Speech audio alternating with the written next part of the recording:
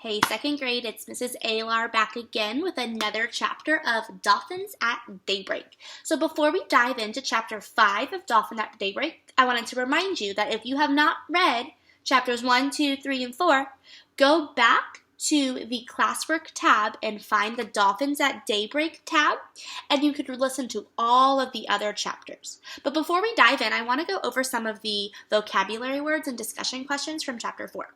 So in chapter 4, we were looking at the vocabulary word called rough, and we know that rough means not smooth or uneven. So we were talking about how in the riddle, Jack and Annie were looking for something that was rough, and they know that the dolphin cannot be the rough mystery riddle because a dolphin is very smooth. And the next question was our discussion question. It says, how is Jack acting like a researcher? Well, what Jack was doing in all parts of our chapter was he was writing down important information and questions that he had in his notebook. So he was reading something or seeing something in the water and he was writing it down. That's how Jack was acting like a researcher. So let's get started on chapter 5. Chapter 5 is titled 2 Eyes. Uh-oh, what do you think's gonna have 2 eyes? What's a ship's log? Said Annie. It's a diary of an ocean trip, said Jack. He peered on the computer screen and read a log entry. Monday, July 5th. Hey, that was just last week, said Jack. He read further. Collected rock and shell samples. Mapped ocean floor. Found tiny crack in hull. This is like your notebook, said Annie. Yeah, the oceanographer was writing notes on the computer, said Jack. Jack and Annie read further. Tuesday, July 6th. Crack has widened. Must return to shore soon. A crack where? Said Annie. I don't know, said Jack. He read further. Wednesday, July 7th. More tiny cracks. Cannot be fixed. Heading back to reef today. Uh-oh, this doesn't sound good, said Jack. He read further.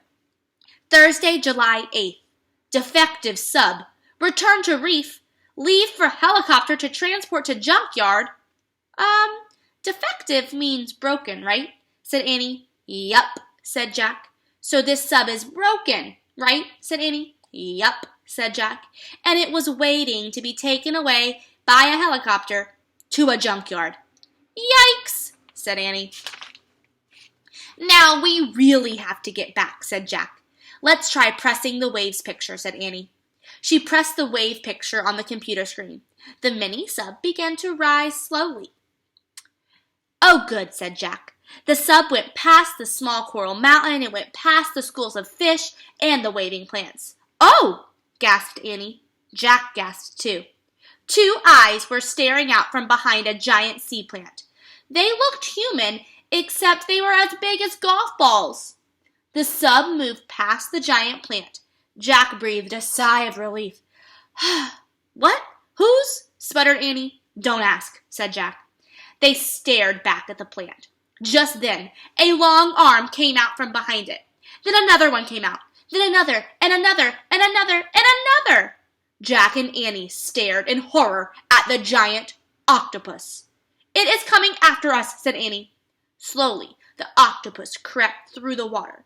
Its 8 arms reached for the mini sub. And that is the end of chapter 5. Is the octopus going to hurt the submarine? What is that octopus going to do? Check back tomorrow to see chapter 6.